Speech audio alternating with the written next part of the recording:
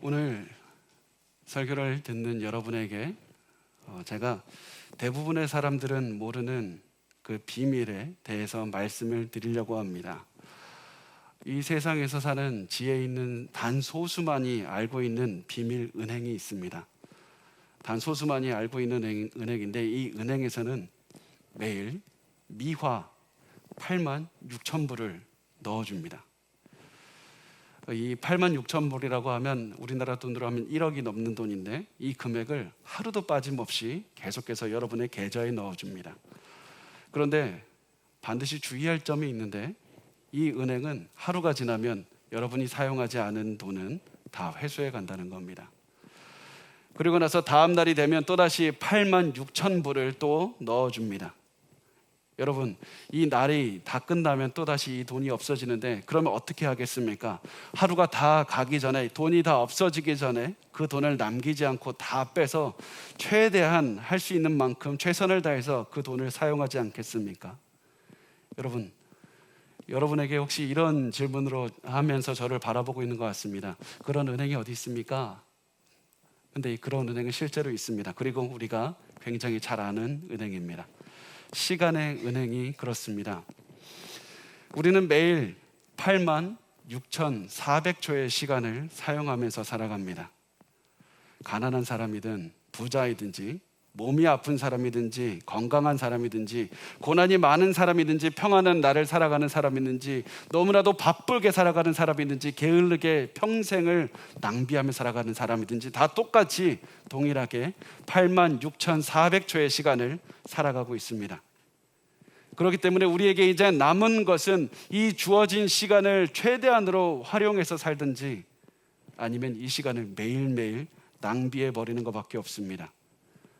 여러분, 이 수십억, 수백억, 수천억짜리 이 시간, 이것보다 더 가치 있는 이 시간을 어떻게 사용하고 있습니까? 많은 분이 이 사실을 깨달았습니다. 많은 세상의 사람들이 시간의 소중함을 깨닫고 최선을 다해서 시간을 사용하면서 살아가고 있습니다. 그런데 이 수많은 사람들이 가진 비극이 무엇이냐면, 최선을 다해서 살아가는데 최선을 다해서 허무한 것을 위해서 살아간다는 사실입니다. 최선을 다해서 살아가지만 이 땅에 잠시 있다가 사라져버리는 그런 것들을 위해서 살아갑니다. 그러다 보면 결국에는 남는 것이 아무것도 없고, 최선을 다해서 살아왔는데 나는 그동안에 무엇을 위해 살아갔는가? 손에 마치 모래로 움켜쥐는 것 같은 그런 인생을 살아가게 된다는 것입니다. 우리 크리스찬들은 세상과는 초점을 달리해야 됩니다. 세상과는 보는 관점이 달라야 됩니다. 이 세상에서 짧게 잠깐 있다가 사라지는 것들에 여러분의 그 소중한 시간을 매일매일 사용하면서 낭비할 것이 아니라 진정으로 소중한 것에 초점을 맞춰야 됩니다. 우리 인생에서 가장 중요한 것에 초점을 맞춰야 됩니다. 그리고 그것은 우리가 성경이 말하는 가장 영원한 것, 가장 오래된 것, 가장 우리에게 소중한 진리에 초점을 맞춰야 된다고. 그래서 바울은 우리의 삶에서 가장 중요한 다른 것이 아니라 가장 중요한 보배를 바라봐야 된다 말씀을 합니다. 그 말씀이 고린도후서 4장 7절 말씀에 나옵니다. 우리 한 목소리로 읽도록 하겠습니다. 우리가 이 보배를 질그릇에 가졌으니 이는 심히 큰 능력은 하나님께 있고 우리에게 있지 아니함을 알게 하려 함이라. 바울이 말씀하는 이 보배가 무엇이냐면 그리스도의 복음을 말씀을 하고 있습니다. 질그릇인 우리에게 담긴 가장 중요한 것이 바로 복음이라는 겁니다. 바울은 우리에게 있어서 가장 가치 있는 것은 복음이니까 가장 가치 있는 이 보배인 복음을 집중하고 다른 것을 보지 말고 복음만을 보고 살아가라. 복음에 집중하라. 다른 것에서 시선을 돌려서 복음만을 바라보고 살아가라. 우리 인간의 나약함을 상징하는 질그릇, 쉽게 깨지는 이 질그릇에 집중할 것이 아니라 복음에 집중하는 인생을 살아야 한다는 겁니다. 그런데 우리 많은 크리스찬들도, 예수 그리스도를 믿는 사람들도 너무나도 쉽게 보배가 아니라 질그릇에 집중하는 인생을 살아갑니다. 우리가 복음이라는 보배를 가졌으므로 이렇게 얘기를 합니다. 이 보배를 가졌으니까 그릇의 가치도 높아진 것 아닙니까? 이제 하나님께서 나와 함께 하시니까 내가 더 힘이 세지고 내가 능력을 받고 내가 칭찬과 인정을 받는 것, 그것이 중요한 것 아닙니까? 그런데 여러분, 아무리 질그릇에 금을 담든 보배를 담든 그 질그릇의 가치는 높아지지 않습니다. 질그릇의 가치는 여전히 아무것도 아닙니다. 오히려 질그릇의 자신의 가치를 높이려고 할 때 문제가 시작이 되는 겁니다. 질그릇은 그 안에 무엇을 남겨 있든지 질그릇, 나약한 그거 자체밖에 안 됩니다. 우리의 인생의 목표는 우리가 모든 시간을 사용해서 해야 될 것은 더 값비싼 그릇이 되려고 노력하는 것이 아니라 복음의 이 강력한 하나님의 능력을 드러내는 데 있다는 사실입니다. 우리 인생의 목표는 더 강한 사람이 되는 것이 아니라 하나님의 강한 능력을 드러내는 것입니다. 우리의 인생의 목표는 남들의 인정을 받는 것이 아니라 복음의 가치를 남들에게 보여주는 그런 것입니다. 그래서 지금 여러분의 모든 시선을 다른 것이 아니라 예수 그리스도의 복음에 집중시키는 것이 가장 중요합니다. 지금 내가 중요하고 내 가치가 중요하고 내 능력이 중요한 것이 아니라 복음에 집중하는 것. 여러분의 삶과 현실에 지금 처한 환경이 무엇이든지 간에 지금 상관없이 복음에 집중하는 것만이 중요합니다. 이렇게 복음에 집중하면 예상하지 못한 하나의 결과가 우리 인생에 나타나는데, 그것이 무엇이냐면 어려움에 이길 수 있다는 사실입니다. 많은 분들은 내가 강하게 돼서 어려움에 이겨내리라 이것을 위해서 살아가지만 그것은 부산물이라는 것입니다. 더 중요한 것, 가장 본질적인 것, 내 가슴 속에 있는 하나님께서 나에 주신 복음에 집중하며 살아가면 복음에 집중하는 그 인생은 결국 어려움도 하나님께서 부산물로 넘어가게 해주신다는 그 말씀을 하고 있습니다. 우리 고린도후서 4장 8절과 9절 말씀을 우리 같이 읽도록 하겠습니다. 시작. 우리가 사방으로 우겨쌈을 당하여도 쌓이지 아니하며 답답한 일을 당하여도 낙심하지 아니하며 박해를 받아도 버림받지 아니하며 거꾸러뜨림을 당하여도 망하지 아니하고. 이 말씀은 이렇습니다. 우리가 온갖 고난을 당해도 무너지지 않을 수 있는 단 하나의 이유는 우리가 보배를 갖고 있기 때문이다. 내가 강해서가 아니라, 내가 힘이 있어서가 아니라, 내가 결심해서가 아니라, 내가 고난을 거뜬히 이길 수 있는 이유는 내가 많은 경험이 있어서도 아니고 강한 정신력이 있어서도 아니고 내가 그동안에 한 많은 인맥 때문도 아니라 보배를 가지고 있기 때문이라고 말씀을 합니다. 우리가 이 보배를 갖고 있기 때문에 하나님은 우리가 문제를 넉넉하게 이기게 하시는 겁니다. 그래서 우리의 인생에서 가장 중요한 것, 우리의 어려움이 왔을 때 가장 중요한 것은 내가 지금 이것을 이길 수 있는 힘이 있느냐가 아니라 내가 진정으로 가치 있는 것에 집중하고 있는가, 내 문제는 지금 보배를 바라보고 있는가, 내가 그것만을 집중해서 다른 것이 아니라 그것만을 집중해서 바라보고 있는가, 이것이 중요하다는 사실입니다. 가장 진정으로 가치 있는 것에 집중하시고 가치 없는 것을 바라보지 않는 것, 그것이 바로 우리가 어려움을 대하는 자세가 되어야 됩니다. 이것이 바로 우리가 고난을 대하는 자세가 되어야 됩니다. 여러분, 저는 오늘 말씀을 준비하면서도 계속해서 마음에 있었지만 사실 많은 크리스찬들이 굉장히 저는 걱정이 됩니다. 사실은 많은 사람들이 극심한 고난을 겪는 그 모습을 보면 그냥 단순히 고난 때문이 아니라 그 고난을 대하는 마음 자세 때문에 굉장히 걱정이 돼서 그분들을 위해서 기도할 때가 참 많이 있습니다. 왜냐하면 그분들이 고난을 당하는 모습을 보면 제가 종종 떠올리는 것이 PTSD 증후군을 떠올리게 되기 때문입니다. 여러분, PTSD 증후군이 뭔지 아십니까? 그것이 처음에 드러났던 때가 언제냐면 미군들이 베트남 전쟁을 치르고 나서 미국으로 돌아왔을 때였습니다. 그 군인들은 전쟁을 잘 치르고 끝나서 이제는 집에 와서 평화를 누리게 되었습니다. 그런데 그들의 문제는 전쟁 중이 아니라 전쟁 후에 시작이 됐습니다. 극심한 두려움을 다 이기고 전쟁을 끝내고 평화가 찾아온 집으로 왔더니 그때서야 비로소 눌러왔던 두려움이 터지기 시작했습니다. 그동안에 눌러왔던 아픔과 슬픔들이 이제는 그들의 마음을 점령하기 시작했습니다. 그들의 마음속에서 평화가 찾아왔을 때 그때 비로소 전쟁이 시작하게 되었던 것이었습니다. 그때 곧바로 갑자기 이들의 꿈속에서 전쟁을 하다가 바로 옆에서 총 맞아 죽었던 전우들이 생각이 났고, 그리고 그 마음 때문에 두려움과 염려와 아픔이 계속해서 지속이 되었습니다. 그래서 어떤 사람은 오히려 전쟁이 끝난 다음에 PTS 증후군 때문에 다시 전쟁을 찾아서 떠나는 그런 안타까운 사람도 있었습니다. 이들에게 있어서 진정한 전쟁은 실제 전쟁이 끝나고 평화가 찾아왔을 때, 모든 것이 끝났을 때 마음에서 시작이 되었던 것이었습니다. 제가 요즘에 보면 너무나도 많은 크리스찬들이 전쟁과 같은 나날을 보내고 있습니다. 매일 환경과 싸웁니다. 주변 사람들과 마음의 전쟁을 합니다. 굉장히 어렵고 힘들고 두려운 환경을 매일매일 싸워냅니다. 그리고 그 전쟁을 이기기 위해서 전력을 다해서 최선을 다합니다. 두려움도 넘습니다. 아픔도 계속해서 넘어갑니다. 그런데 저는 여러분이 그 전쟁에서 이길 것이라고 확신합니다.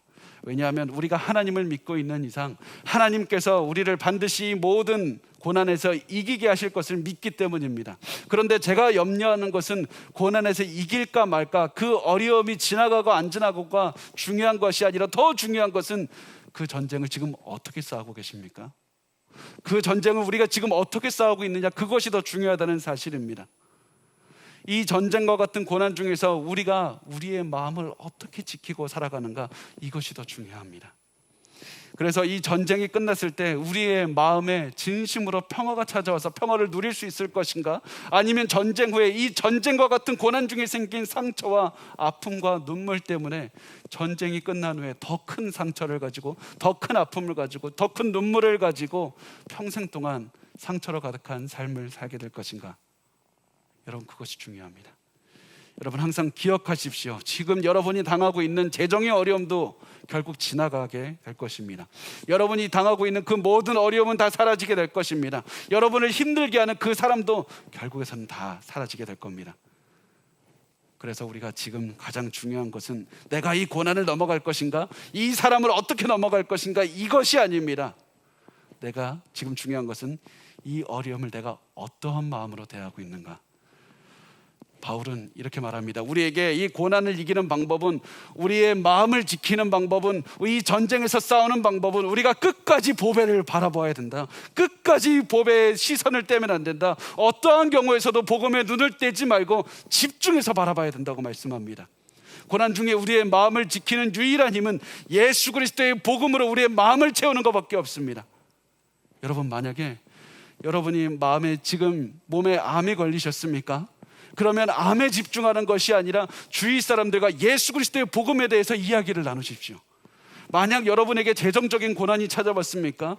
그렇다면 복음을 모든 사람들에게 나누면서 천국을 같이 묵상하십시오. 또 만약에 여러분에게 어떤 사람들이 와서 힘들게 합니까? 왜 저 사람은 나를 힘들게 할까? 이것에 집중하는 것이 아니라 예수 그리스도의 복음이 나를 통해서 드러나고 있는가? 나를 통해서 그리스도의 복음을 전달되고 있는가? 내가 항상 그리스도의 복음으로만 살고 있는가? 그리스도의 십자가의 복음으로 우리의 가슴을 채우는 것이 가장 중요합니다. 우리 고린도후서 4장 10절과 11절 말씀을 우리 같이 읽도록 하겠습니다. 시작. 우리가 항상 예수의 죽음을 몸에 짊어짐은 예수의 생명이 또한 우리 몸에 나타나게 하려 함이라. 우리 살아있는 자가 항상 예수를 위하여 죽음에 넘겨짐은 예수의 생명이 또한 우리 죽을 육체에 나타나게 하려 함이라. 바울은 이 말씀을 통해서 이렇게 이야기를 합니다. 내가 사는 삶이 참 어려워서 예수 그리스도의 죽음을 경험하는 삶과 같았다고 말합니다. 매일 그런 삶이었다. 단순히 어쩌다 한번 그런 삶이 아니라 매일 나는 사방으로 우겨쌈을 당했고, 매일 나는 답답한 일을 당했고, 매일 답답했고, 매일 박해를 받았고, 매일 거꾸로뜨림을 당했다. 난 이렇게 예수 그리스도의 죽음을 내 몸에 매일매일 겪었다고 얘기합니다. 여러분, 만약에 이런 고난을 하나만이라도 겪는다면 그 사람이 당장이라도 낙심해서 죽는 것이 어떻게 보면 세상의 기준으로 당연합니다.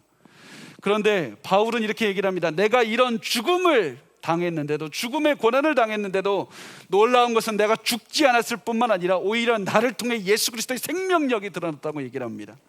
내가 고난을 통해서 오히려 마음이 망가지지 않았고 상처가 생기지 않았고 예수 그리스도의 모습으로 변화가 되는 그런 기적이 매일매일 내 속에서 체험이 됐다고.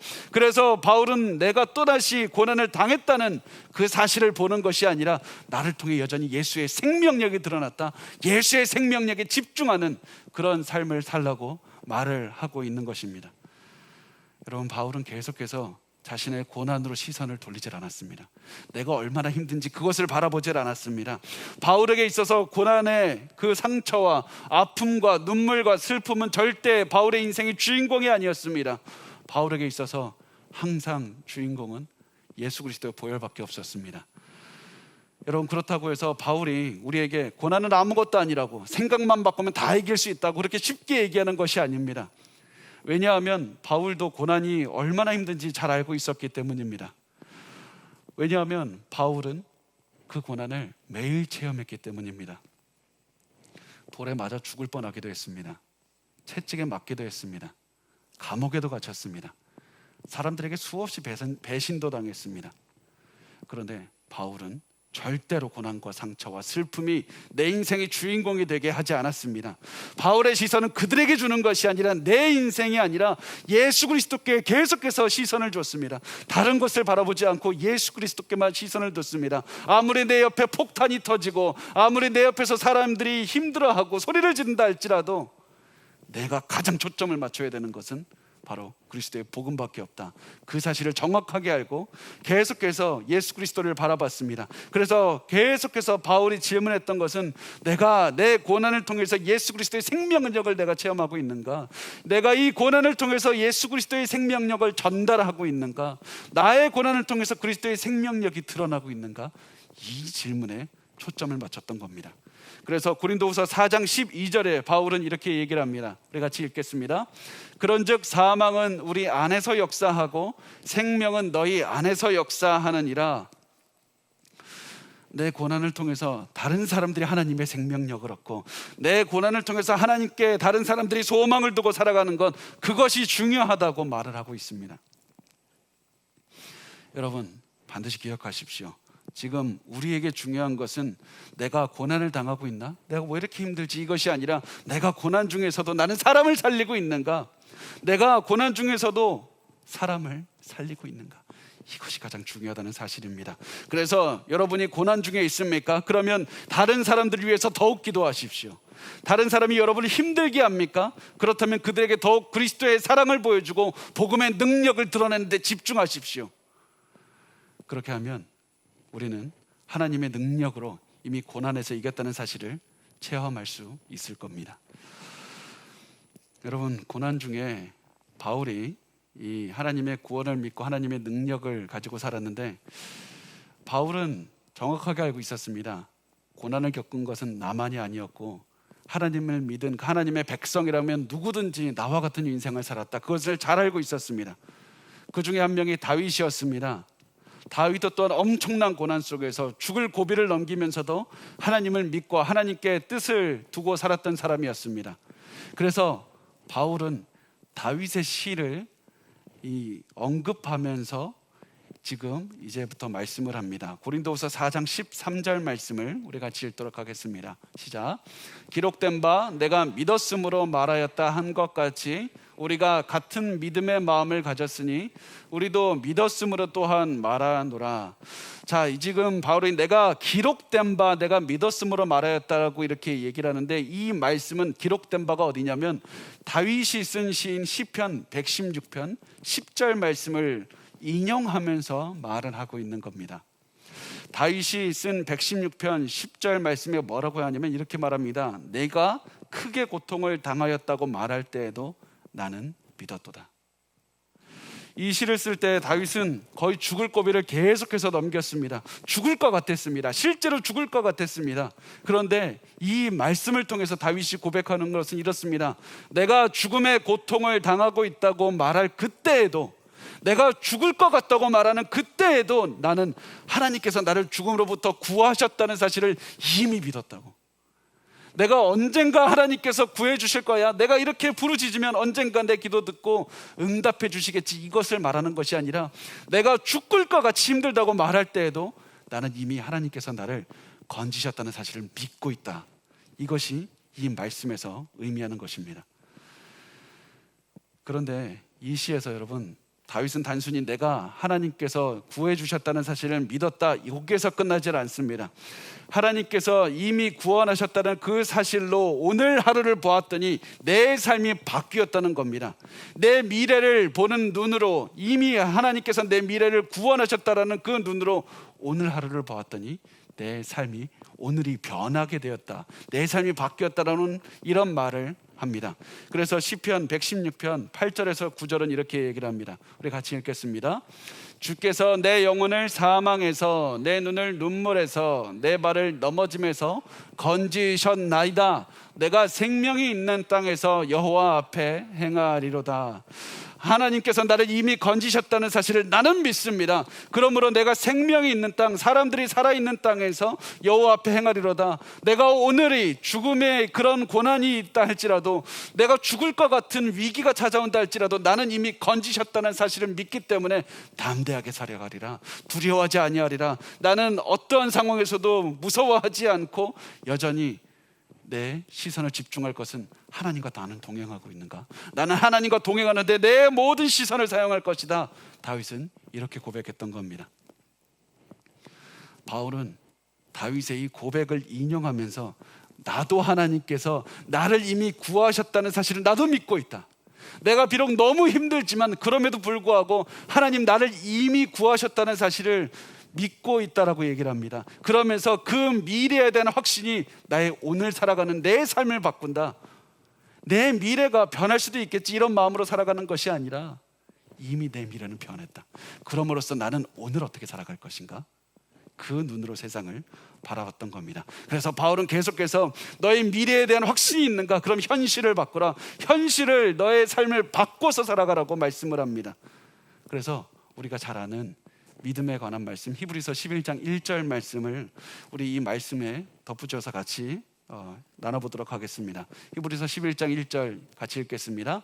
믿음은 바라는 것들의 실상이요 보이지 않는 것들의 증거니. 여러분, 우리가 믿음에 관해서 이 말씀을 굉장히 좋아하는데, 이 말씀은 우리가 믿음을 가지고 있으면 우리의 마음이 편해집니다. 우리가 믿음을 가지고 있으면 단순히 우리가 평안함을 얻습니다, 이런 의미가 아닙니다. 이 말씀의 진정한 의미가 무엇이냐면, 우리가 믿음을 갖고 있으면 보이지 않는 것들이 이미 객관적인 실체를 이 믿음 때문에 만들어주게 됩니다. 내가 믿음을 갖고 있으면 주관적인 것이 아니라 객관적인 실체가 생깁니다. 그래서 그 믿음으로 인해서 오늘 나의 현재가 바뀐다는 겁니다. 이미 기도한 것, 믿는 것을 내가 이미 이루어졌다는 그 마음으로 오늘을 살아내는 것, 이것이 믿음이라는 사실입니다. 그 미래에 대한 믿음을 가지고 오늘 현재를 바꾸라. 믿음은 바라는 것들의 실상이요 보이지 않는 것들의 증거니. 그 믿음을 가지고 너의 삶을 바꾸라고 성경은 계속해서 말씀을 하고 있습니다. 그리고 이 믿음을 가지고 바울은 우리에게 확실하게 주어질 미래, 우리의 미래가 무엇인가, 우리가 확신을 가지고 있어야 될 미래가 무엇인가, 이 믿음에 대해서 이렇게 말씀합니다. 고린도후서 4장 14절과 15절 말씀을 우리 같이 읽겠습니다. 시작. 주 예수를 다시 살리신 이가 예수와 함께 우리도 다시 살리사 너희와 함께 그 앞에 서게 하실 줄을 아노라. 이 모든 것이 너희를 위함이니 많은 사람의 감사로 말미암아 은혜가 더하여 넘쳐서 하나님께 영광을 돌리게 하려 함이라. 아멘. 우리가 믿는 것은 미래에 우리가 반드시 부활할 것이라는 사실입니다. 지금 우리의 삶에 엄청난 고난이 오더라도 우리의 미래는 부활로 끝이 나게 됩니다. 우리의 몸에 암이 오고 우리의 몸에 뼈가 부러진다 할지라도 우리의 결과는 결국 부활로 이루어지게 됩니다. 우리가 현재 어디에서 어떤 경험을 하든지 어떤 슬픔을 겪든지 우리의 미래는 부활로 끝이 나게 됩니다. 그럼으로써 바울은 이 말을 통해서 우리에게 쉽게 요즘 말로 하면 이렇게 얘기를 하는 겁니다. 모든 것이 다 잘 될 겁니다. 모든 것이 다 잘 될 거니까 예수 그리스도의 복음을 우리 가슴에 품고 우리 그렇게만 살아간다면 우리에게는 모두 다 행복한 결말이 기다리고 있습니다. 그렇기 때문에 나의 고난을 통해서 너를 살리신 예수 그리스도께서 결국 우리를 다 살려주실 것이다. 우리의 미래가 그렇게 된다. 결국 우리는 우리가 사랑하는 사람들과 다 함께 살 것이다. 우리가 살아가는 예수 그리스도와 영원히 사랑하게 될 것이다. 그럼으로써 우리는 다 잘 될 것이기 때문에 그 부활을 바라보고 오늘 너의 현재를 바꾸라. 우리에게 부활을 주실, 그 미래를 주실 그 예수 그리스도를 바라보고 우리가 현실을 바꾸라는 것입니다. 지금 고난을 겪고 있다면 그 고난이 우리 인생의 전부인 것처럼 생각하고 살아가지 말고, 내가 더 많은 사람들에게 복음을 전하고 내가 더 많은 그 그리스도의 복음을 체험하며 더 많은 사람들과 함께 감사와 찬양을 하나님께 올려서 하는 것, 이것이 바로 하나님께서 우리에게 원하시는 것이고 하나님께서 우리의 현실이 되기를 원하시는 모습입니다. 그런데 많은 제가 만난 크리스천들이 이런 고민을 하는 것을 들었습니다. 저에게 이렇게 얘기를 하더라고요. 저도 미래에 부활할 것이라는 소망을 저도 가지고 있습니다. 그런데 왜 제 현실은 바뀌지 않을까요? 여전히 저는 용기가 없습니다. 왜 저는 미래에 대한 부활에 대해 믿는데도 난 왜 이렇게 불안하게 살아가고 있을까요? 그게 우리의 모습이 아닙니까? 저의 모습이기도 합니다. 그런데 저는 그 말을 들을 때마다 한 가지 확실하게 말씀을 드리는 것이 있습니다. 우리가 그렇게 고민하는 이유는 우리가 부활에 대해서 바울처럼 믿지 않기 때문입니다. 믿기는 믿는 것 같은데 희미하게 믿고 바울처럼 믿지 않습니다. 바울과 같은 확신이 없습니다. 우리의 문제는 마음이 약하다는 것도 아니고 용기가 없다는 것도 아니라 부활에 대한 확신이 부족하다는 사실입니다. 우리가 고난이 왔을 때 다른 것, 내가 무엇인가 더 마음을 강하게 해야 되는데, 내가 뭔가 더 해야 될 것 같은데, 이것이 아니라 다시 본질로 돌아가서 나는 하나님의 그 부활에 대한 확신을 가지고 있는가? 하나님, 나의 그 부활에 대한 확신을 가지고 오늘을 살아가게 하소서. 그 확신이 넘쳐나서 우리의 오늘의 삶을 바꿀 만큼 강렬한 체험을 하게 해달라고, 여러분 그것을 구하시었으면 좋겠습니다. 계속해서 그래서 우리의 시선이 고난이 아니라 바로 천국으로 이끌고 그 천국을 보는 시선으로 오늘을 바라보셨으면 좋겠습니다. 이렇게 현재가 아니라 복음에 집중하고 복음을 통해 전달되는 생명력에 집중했더니 그 결과, 그 부산물로 나타나는 것이 무엇입니까? 낙심하지 않게 되었다는 겁니다. 바울은 내가 낙심하지 않겠다고, 내가 결단을 했다, 내가 큰 어려움 속에서도 내가 굳건히 마음을 먹고 결심을 하고 내가 끝까지 참아냈더니 내가 낙심하지 않게 되었다, 이렇게 말하지 않습니다. 바울은 아무리 내가 선한 마음으로, 내가 굳은 마음으로 단단히 마음을 잡고 내가 결심하겠다고 다짐했다고 해서 너의 마음은 결코 그 고난을 이겨낼 수 없을 것이다, 오히려 열심히 너의 마음을 의지하면 할수록 너는 할 수 없다라는 좌절감과 스스로에 대한 실망감과 넘쳐나면서 살아갈 것이다. 오히려 고난 중에 낙심하지 아니하는 것은 우리의 목표가 될 것이 아니라 우리의 목표는 바로 하나님께 집중하는 것, 하나님을 바라보는 것, 끝까지 내가 입을 다물고 끝까지 이를 악물고 예수 그리스도의 그 복음에만 집중하면서 아무리 어려움이 있어도 그 복음만 바라보고 살았더니 그 결과 하나님께서 낙심하지 않는 마음까지 주셨다는 사실입니다. 고린도후서 4장 16절 말씀 우리 같이 읽도록 하겠습니다. 시작. 그러므로 우리가 낙심하지 아니하노니 우리의 겉사람은 낡아지나 우리의 속사람은 날로 새로워지도다. 이 말씀에서 굉장히 중요한 단어가 있는데 많은 분들이 놓치고 있는 단어가 있습니다. 그러므로라는 단어입니다. 바울은 지금까지 이렇게 얘기를 했습니다. 우리가 복음의 보배를 붙잡고 그 부활 소망을 가지고 살았다. 그러므로 우리는 낙심하지 않는다. 그러므로 우리는 마음을 잃지 않는다. 그러므로 우리의 겉사람은 낡아지나 우리의 속사람은 날로 새로워지도다. 매일 새로워진다.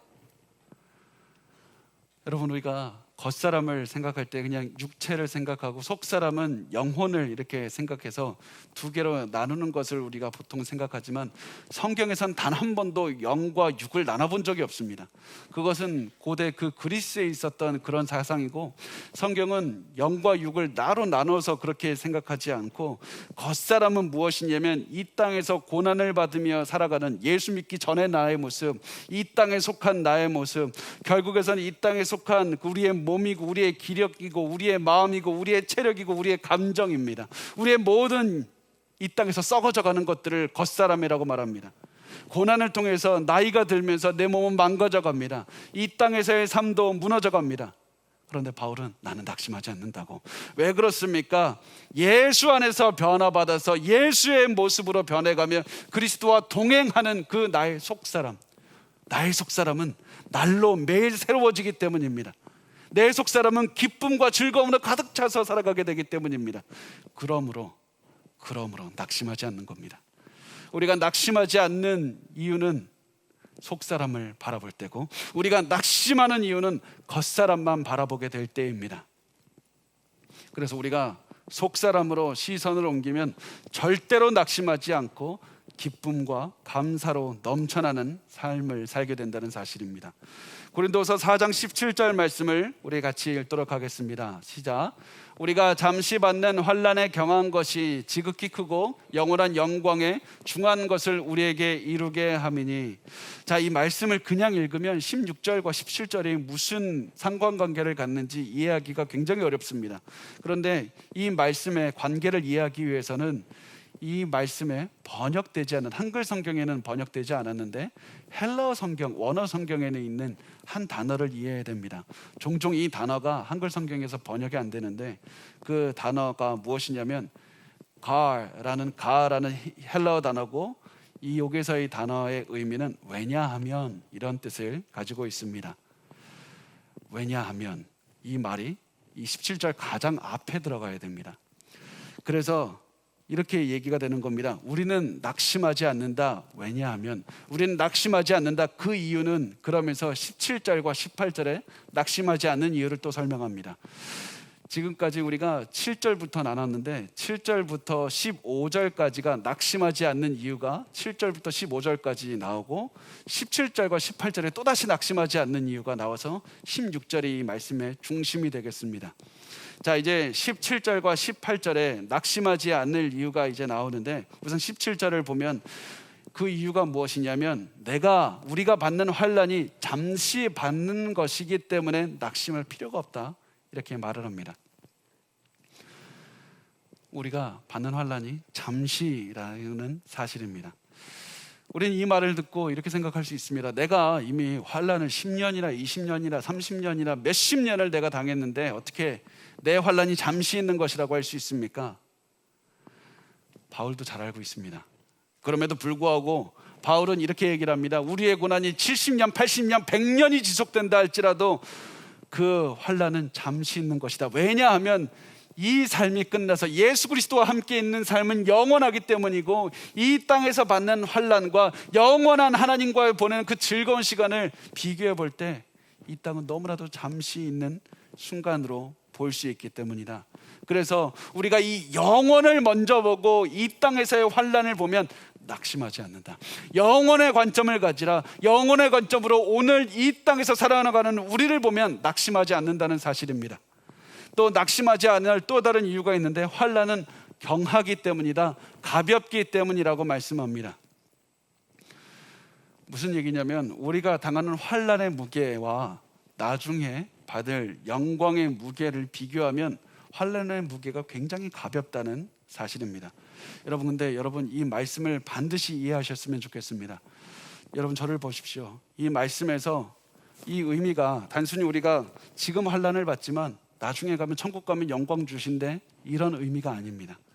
이 말씀의 정확한 의미가 무엇이냐면, 지금 우리가 받는 환난은, 우리가 지금 받는 환난을 통해서 영광을 만들어내고 있다는 그런 의미가 됩니다.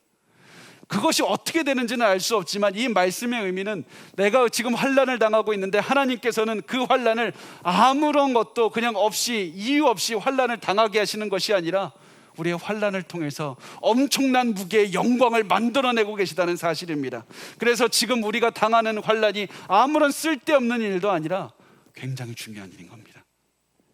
왜냐하면 하나님은 우리가 지금 당하는 환난을 통해서 우리가 받을 영광을 만들어내고 계시기 때문입니다. 그리고 그 영광은 우리가 지금 당하는 환난의 무게와는 비교할 수조차 없이 무거운 것입니다.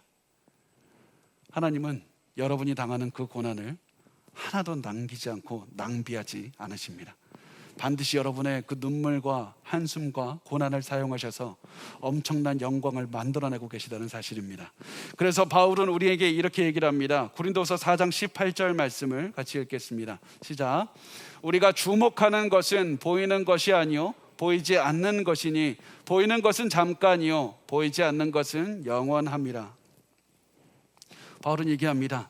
지금 너가 보이는 환난에 집중할 것이 아니라 보이지 않는 영광에 집중하라. 지금 보이는 것이 아니라 보이지 않는 영원한 것들을 바라봐야 된다. 보이는 것들은 잠깐 있다 사라지는 것이다. 지금 보이는 너의 눈앞에 있는 고난과 너를 괴롭히는 사람들과 모든 어려운 것들은 잠깐 있다가 사라지지만 보이지 않는 것들은 영원하다.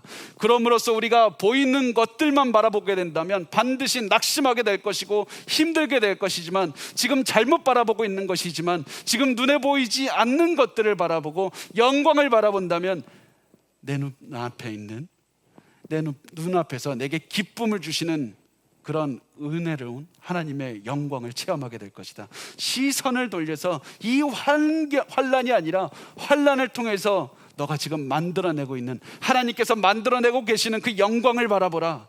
그러면 낙심하지 않고 기뻐할 수 있다고 말씀을 합니다. 여러분, 그럼으로써 하나님께서는 이 말씀을 통해서 우리에게 계속해서 시선을 돌리라고 말씀합니다. 여러분, 시선을 돌리십시오. 너의 약함이 아니라 너의 약함을 통해서 드러나는 복음을 바라보라. 너의 고난이 아니라 고난을 통해서 전달되는 예수의 생명력을 바라보라. 이 땅에서 잠시 살다가 우리는 모두 끝이 나지만 이 우리에게 주시는, 결국에서는 부활을 주시리라. 그 부활을 바라보라.